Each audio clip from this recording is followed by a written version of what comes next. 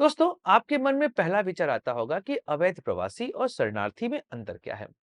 वैसे देखा जाए तो इन दोनों में अंतर केवल विल का होता है। मतलब आप किसी देश में प्रवेश किस वजह से कर रहे हैं। अगर आपको अपने नेटिव कंट्री में परेशान किया जा रहा है, आपकी पूरे जो आपका वहां पर जो पूरा समुदाय है उसको प्रताड़ित किया जा रहा है, तो ऐसे में आप अपनी जान बचाकर उस देश से किसी और देश में जाते हैं, तो ऐसे कंडीशन में आप शरणार्थी कहलाते हैं। लेकिन कई बार क्या होता है कि आपका जो विल है, आपका जो विचार है, आपकी जो भावना है, वह कुछ और है। आप उस देश में अस्थिरता पैदा करना चाह रहे हैं। आप वहां पर ह्यूमन ट्रैफिकिंग को बढ़ावा देना चाह रहे हैं, तो ऐसे कंडीशन में इनको अवैध प्रवासी कहा जाता है। नॉर्मली यह किसी देश पर निर्भर करता है कि वह किसी व्यक्ति को शरणार्थी मानता है कि अवैध प्रवासी मानता है।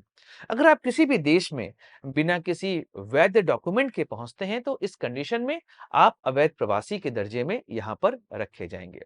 अगर हम अंतर्राष्ट्रीय स्थिति को देखें, तो यूनाइटेड नेशन ने रिफ्यूजीज को लेकर 1951 में एक प्रोटोकॉल लाया था। उस प्रोटोकॉल को भारत ने साइन नहीं किया था, जिसके माध्यम से शरणार्थियों को शरण देना जो भी सिग्नेटरी है उनके लिए आवश्यक था।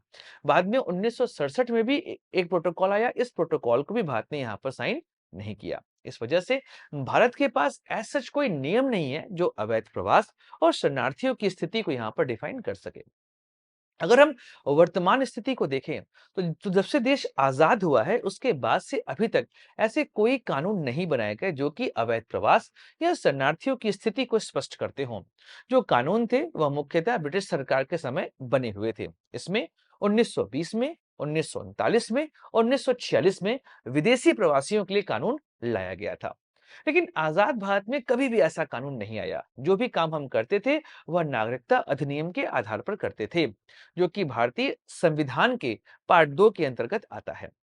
ऐसे में जब सीए एनआरसी का मुद्दा बहुत उठा था, आपको याद होगा 2019 का दौर था, जब यह मुद्दा बहुत उठा था, तो उस वजह से देश में राजनीतिक माहौल काफी गर्म हो चुका था। क्योंकि जो भारत के आसपास के देश हैं, जहां से अल्पसंख्यकों को प्रताड़ित किया जा रहा था, उन अल्पसंख्यकों को भारत ने कहा कि आप हमारे यहाँ आइए, हम आपको यहाँ पर शरण देते हैं। अब चूंकि इसमें मुस्लिम्स के नाम नहीं थे, अब चूंकि यह नागरिकता देने का कानून था, पर इसको देश में ऐसे प्रचारित किया गया कि इससे देश में रहने वाले लोगों की नागरिकता छीनी जाएगी। पर सीए के माध्यम से किसी की भी नागरिकता छीनने का प्रावधान नहीं किया गया था। अब जैसे पाकिस्तान, अफगानिस्तान, बांग्लादेश, यहाँ से जो अल्पसंख्यक हैं, जिनको वहां की मेजॉरिटी परेशान करी, तो वह भारत के कहाँ पे आएंगे, वह भाग के भारत ही आने वाले थे। तो ऐसी स्थिति में उनको यहाँ पे शरणार्थी का दर्जा दिया गया और फिर धीमे धीमे करके उनको नागरिकता यहाँ पर प्रदान की गई। लेकिन अवैध प्रवास यह भारत के लिए एक प्रमुख कंसर्न रहा है, खासकर बांग्लादेश और म्यांमार। अब म्यांमार में क्या है, रखाइन वहां पर प्रांत है। उस प्रांत से रोहिंग्या, वहां का एक समुदाय है, वह रोहिंग्या समुदाय, क्योंकि वहां पर बौद्ध और रोहिंग्या के बीच में बहुत टकराहट चल रही थी, तो यह भागकर बांग्लादेश और भारत आना शुरू कर दिए। और अगर आपको याद होगा तो 1960 के बाद से जब वेस्ट पाकिस्तान ने ईस्ट पाकिस्तान को दबाना शुरू किया, परेशान करना शुरू किया, तो यहाँ से भी कई सारे लोग भागकर भारत आना शुरू कर चुके थे। और 1971 आते-आते असम और बंगाल की स्थिति बहुत खराब हो चुकी थी। ऐसे में आपने देखा कि रोहिंग्या और बांग्लादेशी, इनका अवैध प्रवास भारत में बहुत ज्यादा हो रहा है। और जब भी किसी देश में अवैध प्रवासियों की संख्या बढ़ती है, तो कई सारी चीजों पर यहाँ पर दिक्कतें आती हैं। इसमें सबसे बड़ी समस्या आती है, किसी भी देश की डेमोग्राफी काफी हद तक बदल जाती है और इनके आने की वजह से वहां पर जो स्थिति है वह काफी खराब हो जाती है।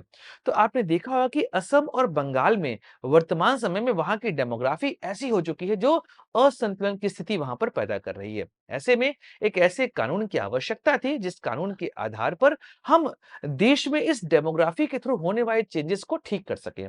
अगर आप रोहिंग्या और बांग्लादेशियों की स्थिति को देखेंगे, तो कुछ राज्य इनके अवैध प्रवास से बहुत परेशान चल रहे हैं।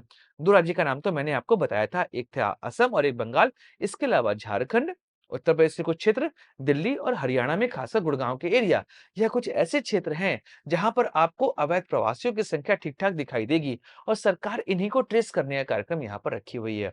अब इस बिल के माध्यम से जो देश में अवैध प्रवास हो रहा है, इनको रोकने की कवायद यहाँ पर की जा रही है। अब इस बिल के अंदर क्या है, यह बात मैं आपको आपको यहाँ पर समझाता हूँ।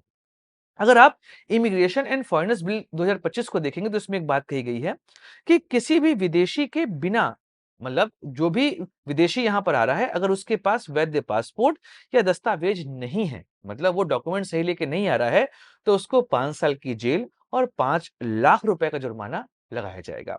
इसके अलावा अगर आप किसी देश में एंट्री करते हैं, आपके पास दस्तावेज हैं, वहां पर दस्तावेज नहीं थे, यहाँ पर दस्तावेज हैं, पर वह दस्तावेज गलत है, गड़बड़ी की गई है उसमें, तो फिर 3 साल की जेल और 3 लाख रुपए का जुर्माना यहाँ पर लगाया जाएगा। अगर आप भारत में बिना वैध पासपोर्ट के यात्रा करते पाए गए तो आपको तुरंत डिटेन कर लिया जाएगा।